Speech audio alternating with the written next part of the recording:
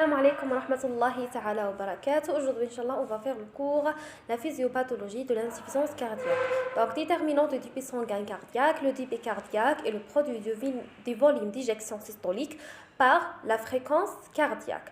Le débit cardiaque varie en fonction des besoins, donc l'âge constant de l'organisme augmente à l'effort et pendant la grossesse. Alors, le volume d'éjection systolique, la fréquence cardiaque, c'est le nombre de contractions ventriculaires par minute, exprimé en battements par minute, la moyenne entre 60 et 70 battements par minute. La fréquence cardiaque maximale, est variable, elle diminue progressivement avec l'âge et avec l'entraînement, alors égale à 220 moins l'âge. Par exemple, un jeune de 20 ans, la fréquence cardiaque maximale 220 moins 20 égale à 200. Le volume d'éjection systolique, c'est le volume de sang éjecté du cœur par les ventricules à chaque contraction. Alors, c'est le volume de sang éjecté du cœur par les ventricules à chaque contraction, 100 ml. Le volume télédiastolique, c'est le volume de sang contenu dans les ventricules en fin de diastole, juste avant le systole ventriculaire. En télé, ça veut dire la fin. Télédiastolique en fin de diastole, juste avant le systole ventriculaire, 160. On dit volume télédiastolique VTD ou bien le volume de précharge. Le volume télésystolique, c'est le volume de sang contenu dans les ventricules à la fin de chaque systole, volume post-charge. Donc, le volume télésystolique, c'est le volume libre après la contraction. Voilà. Par exemple, ventricule. C'est le volume, le ventricule. Le sang, c'est le volume télédiastolique, le volume télédiastolique. En fin de diastole, le volume télédiastolique. Après une systole, la systole, le sang libre, c'est le volume télésystolique. De pré-charge, de post-charge. Voilà le volume télédiastolique et le volume télésystolique. Le volume télédiastolique au volume de précharge détermine la pression dans les ventricules appelée précharge. Alors, au final, le volume d'éjection systolique dépend de la précharge. C'est le volume télédiastolique, la contraction et la post-charge et volume télésystolique. Car le volume d'éjection systolique égale au volume télédiastolique moins le volume télésystolique. Voilà. Précharge, c'est le volume télédiastolique. Post-charge, volume télésystolique et la contractilité. Déterminant du débit sanguin. Alors, la précharge dépend du retour veineux, la volémie et de l'état de compliance des cavités cardiaques. D'accord? Par exemple, la volémie mliha, une volémie normale, par exemple, tamponnade cardiaque, oui, les cavités cardiaques, mais l'obstacle de remplissage. D'accord? Par exemple, tamponnade cardiaque, mais le remplissage normal, donc le volume télédiastolique va diminuer. La contractilité de myocarde, l'inotropisme, force de contraction intrinsèque de myocarde indépendante des conditions de charge. La post-charge est l'ensemble des forces s'opposant à l'éjection du ventricule en systole, c'est-à-dire essentiellement la pression artérielle systémique pour le ventricule gauche et la pression artérielle pulmonaire pour le ventricule droit. L'insuffisance cardiaque, notre cours, est définie comme une incapacité du cœur. Insuffisance cardiaque, c'est incapacité du cœur à assurer avec des pressions de remplissage normales. Les pressions de remplissage sont normales, c'est-à-dire ni abaissées, ni augmentées. Hypovolémie ou bien hypervolémie.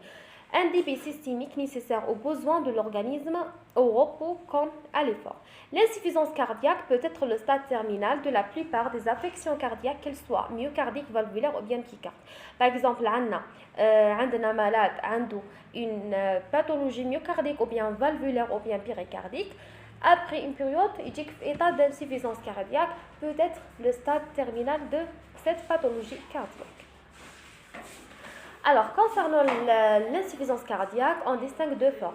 Dans la majorité des cas, cette insuffisance cardiaque est la conséquence d'une incapacité du cœur à se vider correctement par anomalie de l'inotropisme ou d'une modification de la post-charge. C'est qu'on appelle l'insuffisance cardiaque par altération de la fonction systolique de la ventricule gauche, généralement définie par une fraction d'éjection ABC à 45%. L'altération de la fonction systolique peut concerner le ventricule droit aussi. Alors, la seconde forme est l'insuffisance cardiaque à fonction systolique préservée. Donc, on a l'insuffisance cardiaque, fonction systolique, soit conservée ou bien altérée. Type 1 et le type 2. L'insuffisance cardiaque avec altération de la fonction systolique. Elle peut être secondaire à quoi? À la surcharge mécanique du ventricule la plus fréquente, volumétrique ou bien barométrique, altération de la contractilité du myocarde. La surcharge volumétrique est la conséquence d'une augmentation de volume télédiastolique ventriculaire. Le volume télédiastolique, l'augmentation, d'accord.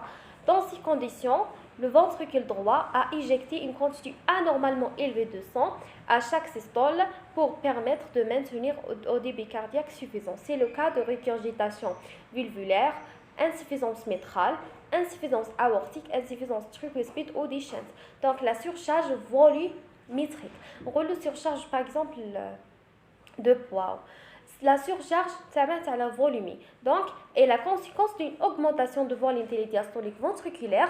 Dans ces conditions, le ventricule doit éjecter une quantité anormalement élevée de sang à chaque systole pour permettre de maintenir un débit cardiaque suffisant. Insuffisance cardiaque avec altération de la fonction systolique, la surcharge barométrique est la conséquence d'une augmentation de la post-charge par augmentation de la pression artérielle systémique, par obstacle à la vidange du ventricule. C'est le cas de rétrécissement aortique serré et de rétrécissement pulmonaire. Alors, là, c'est l'augmentation de post-charge. Le volume télésystolique, il prend le volume, le sang, il prend après systole. Là, il y a une grande quantité. La cause, le volume d'éjection systolique, c'est augmentation de la pression artérielle systémique, c'est l'HTA, ou bien obstacle à la vidange du ventricule. هذا يكون عندنا obstacle à la vidange, c'est le cas de rétrécissement aortique serré et de rétrécissement pulmonaire. Altération de la contractilité du myocarde. Cette altération peut être primitive ou secondaire et d'origine variable, soit ischémique, primitive la plus fréquente, myocardiopathie dilatée, inflammatoire, métabolique ou bien toxique. C'est l'état de cœur normal. Alors, insuffisance cardiaque avec fonction systolique normale ou bien dysconservée. On dit que l'insuffisance cardiaque avec fonction systolique altérée, soit la cause c'est surcharge mécanique du ventricule, volumétrique ou bien barométrique, ou bien altération de la contractilité du myocarde. Concernant l'insuffisance cardiaque avec une activité systolique normale ou bien dysconservée, il peut s'agir d'une gêne au remplissage des ventricules entraînant une augmentation des pressions en amont supérieure à 15 mm de mercure en télédiastole sans augmentation de la pression ventriculaire. C'est le cas de rétrécissement mitral, infiltration du myocarde, tamponade péricardique. C'est le gêne de remplissage. La fonction systolique, elle est normale. D'accord, la contraction, elle est normale, mais le problème, c'est un gène de remplissage des ventricules. Alors, on a le gène de remplissage des ventricules, c'est le cas de rétrécissement mitral ou bien infiltration du myocarde, amylose, tamponnade péricardique ou bien péricardite constrictive. La fonction systolique, elle est normale. Mais ça, il y a quelque chose qui est anormal, c'est qui gêne le remplissage des ventricules. Les insuffisances cardiaques à fonction systolique conservée sont essentiellement des insuffisances ventriculaires gauches. Elles se traduisent par une augmentation de la pression de remplissage des ventricules coexistant avec une fonction systolique d'éjection conservée. Le problème fondamental est ici l'incapacité du ventricule gauche à se remplir en diastole sous un régime de pression d'amour normal inférieur à 15 mm de mercure en télédiastole.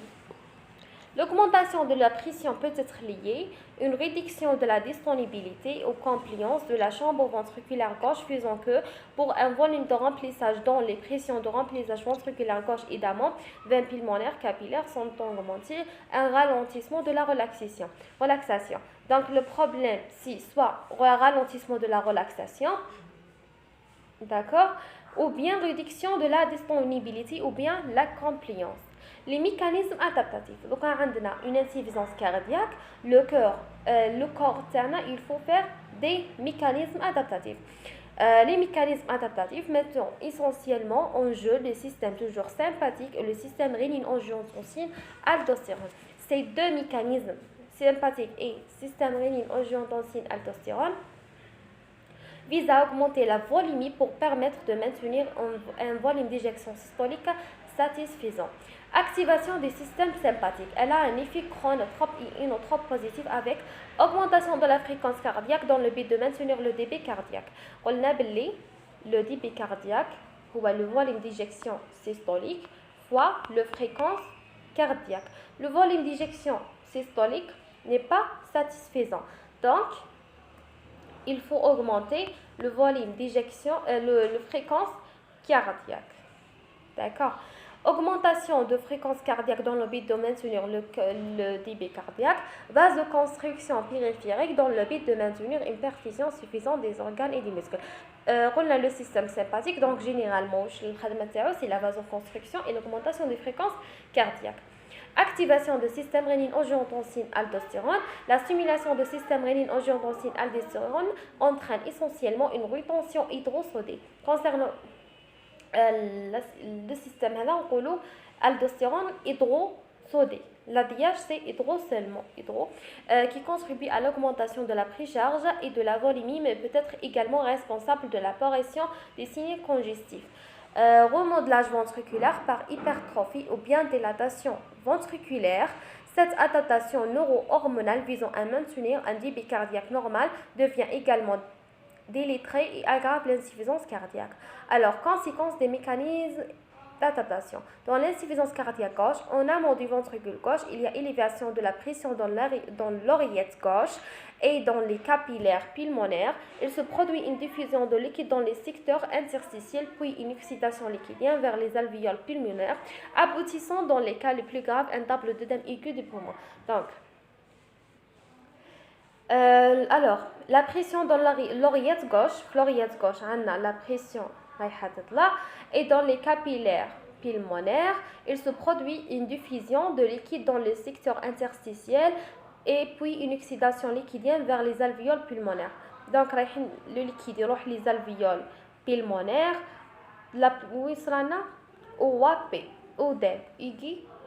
du poumon. En aval du ventricule gauche, la diminution du débit cardiaque peut entraîner asynie, la perfusion des cellules et des tissus et des organes. Donc, on a asynie, insuffisance rénale, hypotension, etc.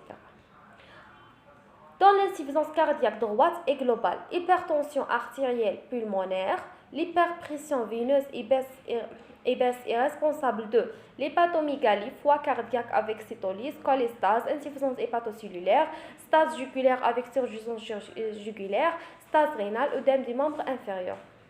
Les signes fonctionnels, c'est l'insuffisance cardiaque. On l'a dit par exemple, malade, une cardiopathie, par exemple, le myocarditis ou bien valvulo. Après une période d'insuffisance cardiaque, peut-être le stade terminal de cette maladie.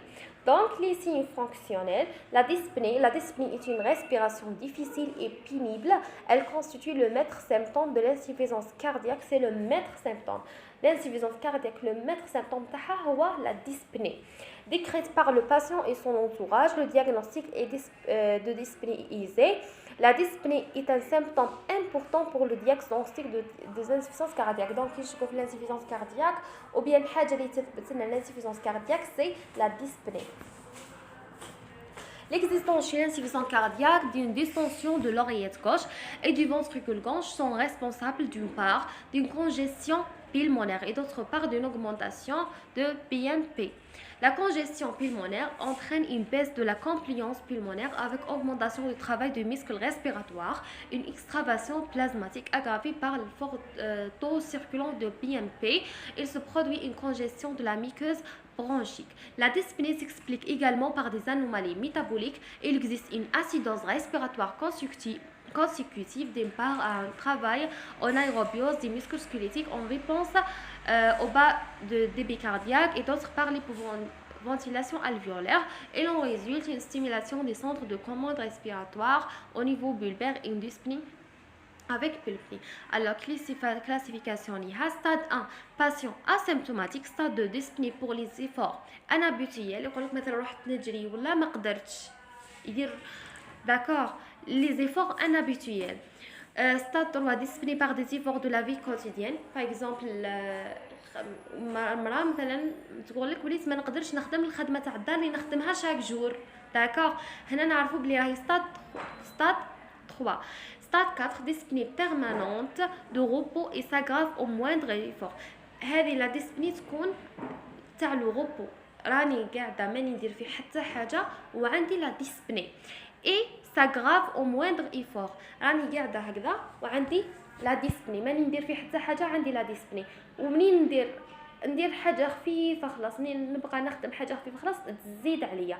alors je répète la classification.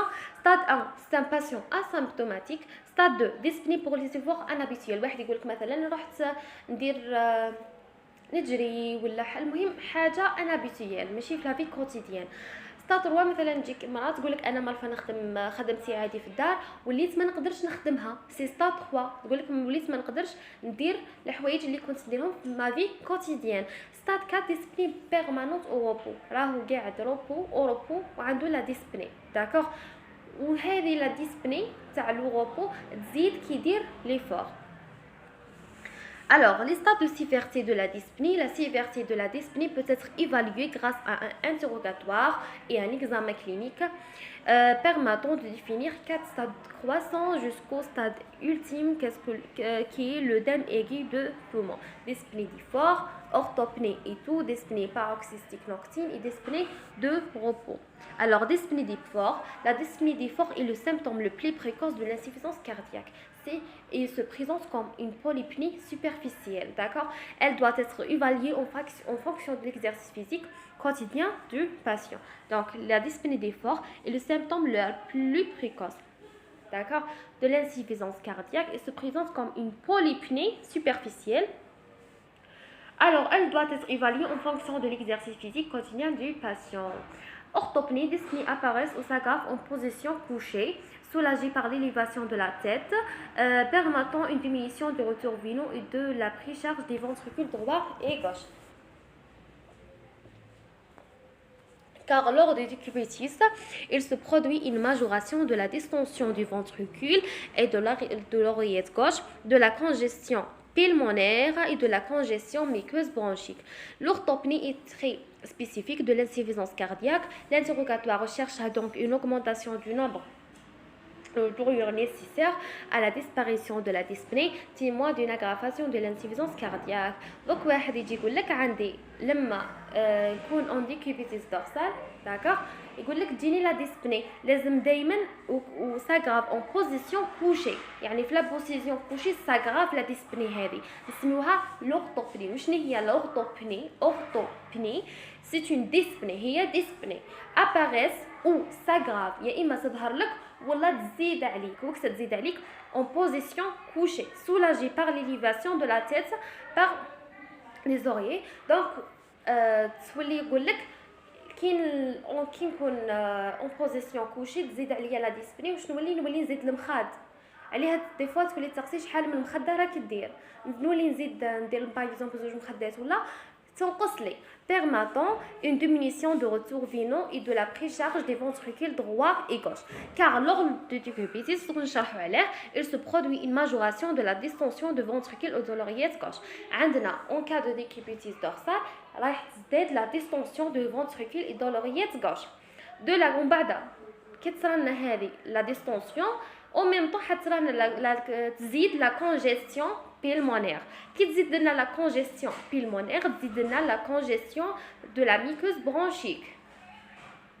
Alors, l'orthopnée est très spécifique de l'insuffisance cardiaque. L'interrogatoire recherchera donc تقول له شحال راك دير، يقول لك مثلا يجي malade يقول لك انا راني عندي لا dyspnée سيرتو في لا بوزيسيون كوشي، واش نولي سولاجيها اني كظلم خاطر تتسقسيه شحال من مخده راك دير باه تسولاجي الحاله تاعك. دونك nécessaire à la disparition de la dyspnée témoin d'une aggravation de l'insuffisance cardiaque.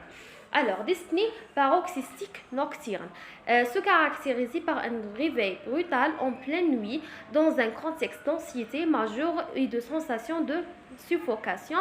Elle est d'apparition soudaine d'insuffisance cardiaque liée à un épaississement des parois bronchiques par congestion et œdème. Le caractère nocturne de ces manifestations s'explique par la position couchée du patient responsable d'une orthopnée.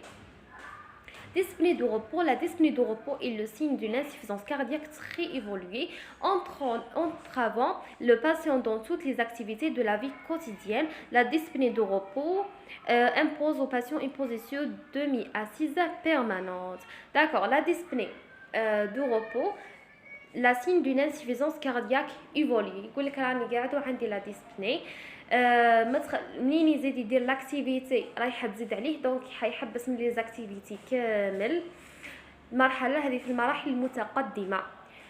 La dyspnée de repos impose au patient une position يولي يدير une position demi assise permanente.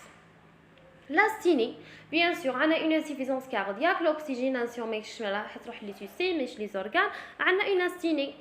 L'asthénie est la conséquence de la vasoconstriction et d'une baisse de la perfusion du muscle squelettique par l'hypoxémie et de bas débit cardiaque. Œdème du membre inférieur, traduisant une rétention hydrosodique et centrée en faveur de caractère chronique de l'insuffisance cardiaque. Donc, sur rétention hydrosodique et centrée en faveur du caractère, le caractère chronique, une insuffisance cardiaque chronique, حيكون عنده les œdèmes. Ces œdèmes sont blancs, blancs, mou, indolore, prenant le godi. Alors, ils siègent essentiellement dans les parties déclives. Dans les parties déclives, des œdèmes sont blancs, mou, indolore, prenant le godi. Ces œdèmes sont associés à une turgescence spontanée des jugulaires visible à l'inspection. La palpation permet de démasquer la turgescence des jugulaires en cherchant le reflet hépatojugulaire chez un patient en position demi-assise lors d'une pression sous-costale droite durant une minute. Une hypotomégalie douloureuse, le patient rapporte des hépatalgie à l'effort. Donc les œdèmes sont associés كي تلقى هذو les œdèmes donc لازم تروح تشيرشي على une turgescence spontanée des jugulaires visible à l'inspection. هذه حاجة على l'inspection. La palpation permet de démasquer la turgescence des jugulaires en recherchant le reflet hépatojugulaire chez un patient en position demi-assise lors d'une pression sous-costale droite durant une minute. Donc هذو من الأحسن تشوفهم sur YouTube هم كاينين. Une hypotomégalie douloureuse, le patient rapporte des hépatalgie à l'effort. Alors j'espère que le cours خفيف. Wassalamu alaikum wa rahmatullahi ta'ala wa barakatuh.